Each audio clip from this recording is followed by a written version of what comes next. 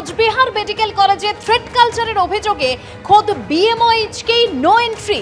Cooch Behar medical কলেজে BMOH Dipayan বসুর প্রবেশে নিষেধাজ্ঞা। কোচবিহার মেডিকেল কলেজে চিকিৎসক সংবেদ ভৌমিকের প্রবেশেও নিষেধাজ্ঞা। মেডিকেল কলেজের কাউন্সিল বৈঠকে এই সিদ্ধান্ত। আরো বিস্তারিত তথ্য আমাদের জানাবে আমাদের প্রতিনিধি শুভেন্দু ভট্টাচার্য টেলিফোন লাইনে রয়েছেন। শুভেন্দু, দেখো, আরজি করের ঘটনার পর থেকেই কিন্তু কোচবিহার জিতেন্দ্র নারায়ণ মেডিকেল কলেজেও কিন্তু একাধিকবার এই থ্রেট কালচারের অভিযোগ উঠেছে এবং আজকে মেডিকেল কলেজ কাউন্সিলের বৈঠক ছিল এবং সেই বৈঠকে সিদ্ধান্ত হয়েছে কোচবিহার 1 নম্বর ব্লকের বিএমওএইচ দীপায়ন বসু এবং ওই ব্লকেরই আরেকজন চিকিৎসক সংবেদ ভৌমিক, এই দুজন তারা মেডিকেল কলেজের সঙ্গে কোনোভাবেই যুক্ত নয়, কিন্তু অভিযোগ যে তারা প্রতিদিন রাতে মেডিকেল কলেজে আসতো এবং কিছু কিছু ছাত্রকে প্ররোচিত করত এবং এই অভিযোগ পেয়েই কিন্তু আজকে কাউন্সিলের বৈঠকে সিদ্ধান্ত হয়েছে এই যে দুজন ডাক্তারবাবু রয়েছেন, একজন কোচবিহার 1 নম্বর ব্লকের বিএমওএইচ দীপায়ন বসু এবং ওই ব্লকেরই আরেক চিকিৎসক সংবেদ ভৌমিক, তাদেরকে বিনা অনুমতিতে কোচবিহার মেডিকেল কলেজ চত্বরে কিন্তু ঢুকতে দেওয়া যাবে না, এমনই নির্দেশ জারি করা হয়েছে। আজকে কোচবিহার মেডিকেল কলেজের অধ্যক্ষ নির্মল কুমার মণ্ডল তিনি কিন্তু একথা পরিষ্কার জানিয়েছেন। পাশাপাশি এই থ্রেট কালচার রোধে কিন্তু একাধিক সিদ্ধান্ত আজকে কাউন্সিল বৈঠকে নেওয়া হয়েছে। তার মধ্যে অন্যতম যে ইতিমধ্যে একটা কমিটি হবে এবং সেই কমিটি এই থ্রেট কালচারের বিষয়গুলি দেখবেই। আরজি করের ঘটনার পর থেকেই কিন্তু একাধিক অভিযোগ উঠেছে কোচবিহার এমজিএন মেডিকেল কলেজের সিনিয়র কিছু ছাত্র এবং কিছু ডাক্তারবাবুর বিরুদ্ধে। আজকে এই ঘটনার প্রকৃত অভিযোগের ভিত্তিতে কিন্তু এই সিদ্ধান্ত নেওয়া হয়েছে বলে অধ্যক্ষ জানিয়েছেন। ধন্যবাদ শুভেন্দু। আমরা দুজনের নাম পেয়েছি, একটা হচ্ছে ডক্টর দীপায়ন বসু আর একটা হচ্ছে সংবেদ ভৌমিক। এরা দুজন হচ্ছে আমাদের হেলথ সার্ভিসে কাজ করে। তো আমরা আমাদের ডিসিশন হচ্ছে যে যেহেতু ওরা আমাদের কোনো কলেজের সঙ্গে যুক্ত নয়, ফলে তারা কোনো পারমিশন ছাড়া এই কলেজ ক্যাম্পাসে ঢুকবে না, এরকম একটা সিদ্ধান্ত আমরা নিচ্ছি। ওরা এসে রাতের দিকে মিটিং করে ছেলেদের বিভিন্ন রকমভাবে প্ররোচিত করে। তো যাতে করে তারা রাতে তারা পারমিশন ছাড়া হাসপাতালে তারা আমাদের কলেজ ক্যাম্পাসে ঢুকবে না, এটা হচ্ছে একটা সিদ্ধান্ত। দ্বিতীয় সিদ্ধান্ত হচ্ছে যে আমাদের যে এখানে একটি স্টুডেন্টের একটি গ্রুপ, তারা সাধারণভাবে কলেজের সঙ্গে যোগাযোগ রেখে স্টুডেন্টদের স্বার্থে কাজ করে, এরকম একটা বিষয় ছিল।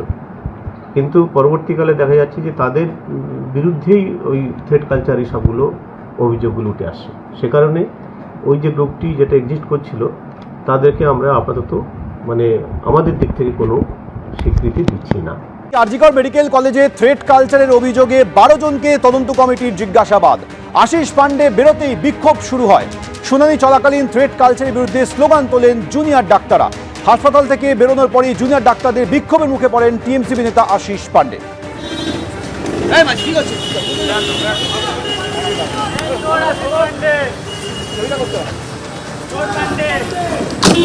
কিছু বলুন না।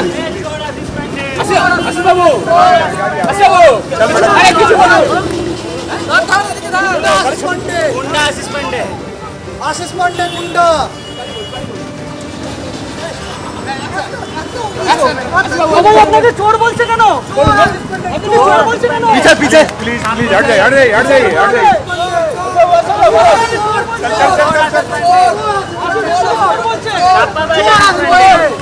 আশিস পান্ডে চোর। আশিস পান্ডে যখন হাসপাতাল থেকে বেরোচ্ছে তখন আশিস পান্ডে চোর এই স্লোগান উঠতে থাকে এবং যারা ডাক্তারি পড়ুয়ারা রয়েছেন তারাই এই স্লোগান দিচ্ছেন। আমরা দেখি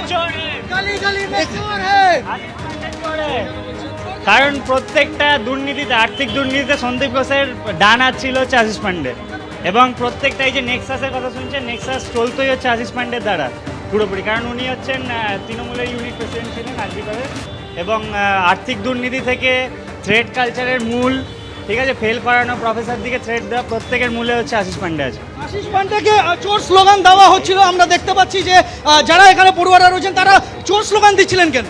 চোর স্লোগান আমাদের লাস্ট 4 বছর ধরে আমাদের কলেজে অনেক কিছু আমরা সহ্য করেছি, এটা এখন সবার কাছে পরিষ্কার হয়ে গেছে। সন্দীপ লবি লাস্ট 4 বছর ধরে যে অত্যাচার চালিয়েছে, যে দুর্নীতি করেছে, এখানে এখন সবার সামনে চলে এসছে। সেটার জন্যই তাদেরকে এনকোয়ারি কমিটিতে আজ ডাকা হয়েছিল, ওখানে অ্যাটেন্ডেন্স দিতে এসেছিল, ওখানে ওদের পেশ করতে আসা হয়েছিল। এখন ওরা বেরিয়ে যাচ্ছে, আমাদের মনের ভেতরে যেটা আছে আমরা সেটাই জাস্ট এক্সপ্রেস করছি, এর বেশি কিছু না। এই তাদের মনের কথা তারা এক্সপ্রেস করেছেন, মনের কথা তারা বলেছেন, তারা স্লোগান দিয়েছেন। আজকে আমরা দেখতে পেলাম যে এখনো পর্যন্ত 12 জনকে, যাদের বিরুদ্ধে অভিযোগ জমা পড়েছে, এরকম 12 জনকে আজকে তদন্ত কমিটি ডেকে পাঠিয়েছিল আরজি করে। তাদের সপক্ষে বক্তব্য তারা রাখেন এবং তাদের বিরুদ্ধে যাদের অভিযোগ রয়েছে সেই পক্ষকেও ডাকা হয়। এবং তারপরই আশিস পান্ডে অন্যতম অভিযুক্ত, তিনি হাসপাতাল ছেড়ে বেরিয়ে গেলেন। সন্দীপ সরকার, এবিপি আনন্দ, কলকাতা। আরজিকর মেডিকেলে থ্রেট কালচারের অভিযোগের শুনানি এবং সেই শুনানি শেষ হতেই আরজিকর মেডিকেলের হাউস স্টাফ ও টিএমসিপি নেতা আশিস পান্ডে বেরোতেই বিক্ষোভ দেখাতে থাকেন জুনিয়র চিকিৎসকরা। এই নিয়ে 12 জনকে আজ ডেকে জিজ্ঞাসাবাদ করে তদন্ত কমিটি। আর শুনানি চলাকালীনও এই থ্রেট কালচারের বিরুদ্ধে স্লোগান দেন জুনিয়র ডাক্তাররা। আমি নিজে ফাইনাল ইয়ারের ছাত্রী, আমি 2020 ব্যাচের স্টুডেন্ট। আমি 2020-21 পর থেকে সন্দীপ ঘোষ প্রিন্সিপাল হওয়ার পর থেকে আমার তাকে ডাক্তার বলতে এখন তার ক্যান্সেলেশন হয়ে গেছে রেজিস্ট্রেশন। তো সুতরাং সন্দীপ ঘোষ প্রিন্সিপাল হওয়ার পর থেকে আমাদের কলেজে একটি অত্যন্ত নোংরা, মানে প্রচণ্ড নিকৃষ্ট একটি থ্রেট কালচার চলতো, যেটার আমরা সবাই ভুক্তভোগী। আশিস পান্ডে কি তারই একটা পার্ট? ডেফিনেটলি সে তার একটা পার্ট, সে তার একটা বড় মাথা, সে একটা মেন কিংপিন তাকে বলা যেতে পারে। এতদিন আমি ভয় পাইনি, আমি তার এগেনস্টে রুখে দাঁড়ানোর চেষ্টা করেছি বলে আমাকে অনেকভাবে ভয় দেখানো হয়েছে। আমি কলেজ আসতে পারতাম না, আমার বাবা মা ভয় পেত যে মেয়ে কলেজে গেলে তার উপরে কোনো রকম কোনো ভয়ে তাকে দেখানো হতে পারে, তার উপর অত্যাচার করা হতে পারে, সেই ভয়টা তারা পেত। আমি 2019-এ আরজিকর মেডিকেল কলেজে ঢুকি। 2020-তে লকডাউন শুরু হয়ে যায় এবং সন্দীপ ঘোষের এন্ট্রি ঘটে আমাদের কলেজে। তো লকডাউন ওঠার পর থেকে কিন্তু এই জিনিসগুলো আমরা ফেস করছি এবং সেটা দিনের পর দিন বেড়েছে, কখনো কমেনি। প্রাথমিকভাবে আপনারা সবাই জানেন 2021 সালেও আরজিকর মেডিকেল কলেজের ক্যাম্পাস গণতন্ত্র রক্ষার জন্য খুব মৌলিক কয়েকটা দাবি নিয়ে আন্দোলন শুরু হয়েছিল এবং পরবর্তীকালে সেটা সন্দীপ ঘোষের পদত্যাগের দাবি নিয়ে মুভমেন্ট এগোয়।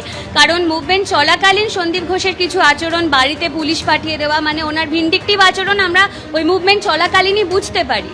তো সেই মুভমেন্ট যখন আর টিকে থাকতে পারেনি বিভিন্ন কারণে, তারপর থেকে কিন্তু এদের নখ বার করে হিংস্র হওয়া শুরু হয়েছে।